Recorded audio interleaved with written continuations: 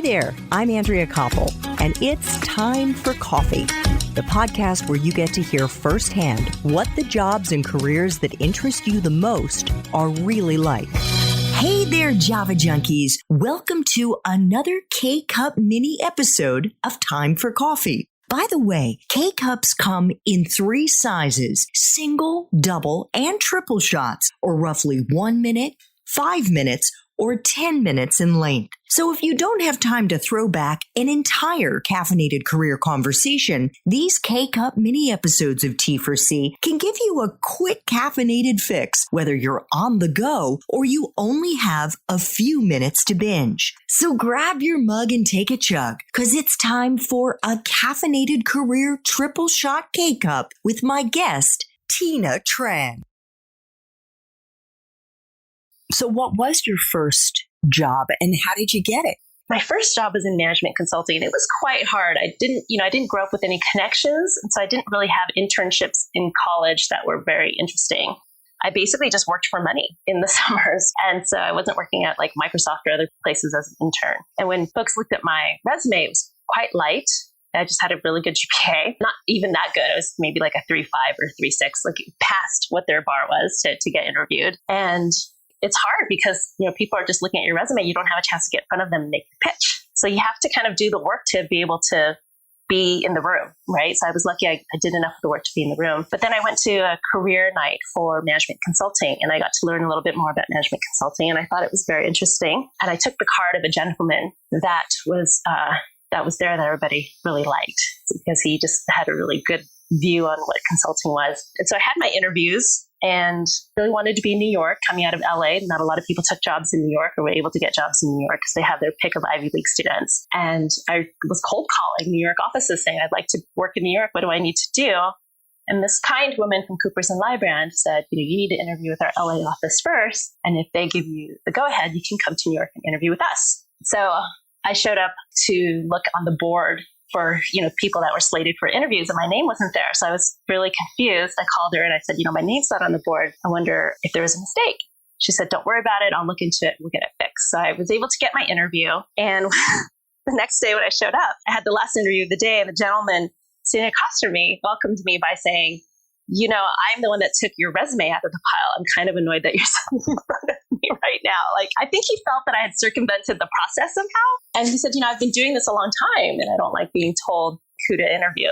And I didn't take it personally. I just said, sorry, I wanted to interview with the New York office, and I called them. I thought it was a mistake. I didn't realize that my resume had been actively taken out of the pile. And he's like, well, you're here. And I was like, yeah, let's do this. So we talked for an hour. And at the end of our session, he said to me, you're the last person I'm interviewing today, and I think you're the most interesting of everyone I've spoken to. So I'm going to send you on to New York, and I wish you the best of luck.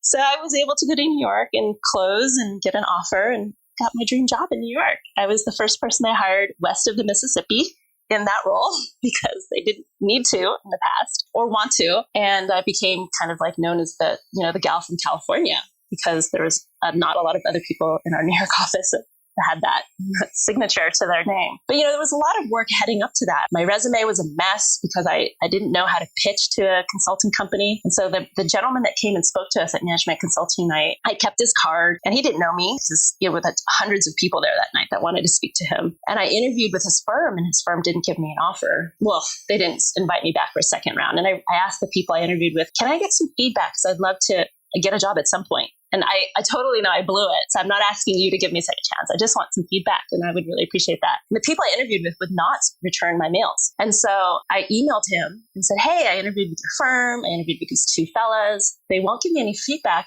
Again, I would like a job at some point. I would really appreciate their feedback. And he went and talked to them, and they were like, we're not going to give her feedback. She just wasn't a good fit. We're not interested in talking to her. So he felt pity for me, and I think he felt bad because I don't believe that he didn't like how they were behaving. So he said, I'll come and I'll meet you at school, and let's go to lunch, and I'll get to know you, and let's tell you more about management consulting. So he actually came. Management consultants are really busy. He was a manager, and he came to campus, and we had lunch, and he basically mentored me and told me, here's what we're looking for. And he really helped me strengthen my resume, helped me understand the right things to really say, and understand like what it is that management consultants want in new hires. So it wasn't just like cold calling. It's not like one thing that you do. It's a mindset of asking people for help. It's a mindset of being sincere. It's a mindset of not being afraid to ask for help, because I know a lot of people, you feel a little shy about asking. If you don't ask, you don't get. There's no harm, because if they say no, you're in the same place. You're in the exact same place, but they might just say yes. And I got a couple of yeses. I got like 3 yeses in a row. And had I not tried, had I not showed up, had I not made the extra effort, it would have just been a big no. Had I just gone the normal way, kind of like with my cookie story, had I just gone and like followed the rule, then but you have to like think out of the box and believe in yourself and believe that you're worth people's time. And your dreams are worth, like my dream was to work in New York. So I had that goal. My plan was to wake up and cold call people. I had that plan. And you woke up super early. And I woke up at I would wake up super early because I had classes, right? So I had called the East Coast before my classes. And so actually when you have goals and you find yourself more structured when you actually have like a compressed schedule. So it allowed me to really be thoughtful about my time and to make the most of my time. So I would get up early and I would call, and I got super lucky. So, but again, the luck didn't fall in my lap. It was a product of the work and the plan you put together and the confidence you have in yourself to ask. I just got an email. It was one of these, I'm on a listserv for a meditation teacher. Her name is Emily Fletcher. I actually interviewed her on Time for Coffee, and she's got an amazing story. But this is how the email today began, Tina. When I was in my 20s, I got into the habit of saying, I'm the luckiest person I know. I'm sure it was mildly annoying to my friends. This was long before I was meditating, manifesting, and studying the Vedas. But you know what happened? I became the luckiest person I knew. So it is about your mindset. It is about making the luck happen because you put yourself out there and work for it. And it's the energy you're putting forth as well, right? Like I had a ton of positive energy. Also, when you're younger, people really want to help you. As you get older, people, I don't really have time for you. You got to figure it out yourself maybe.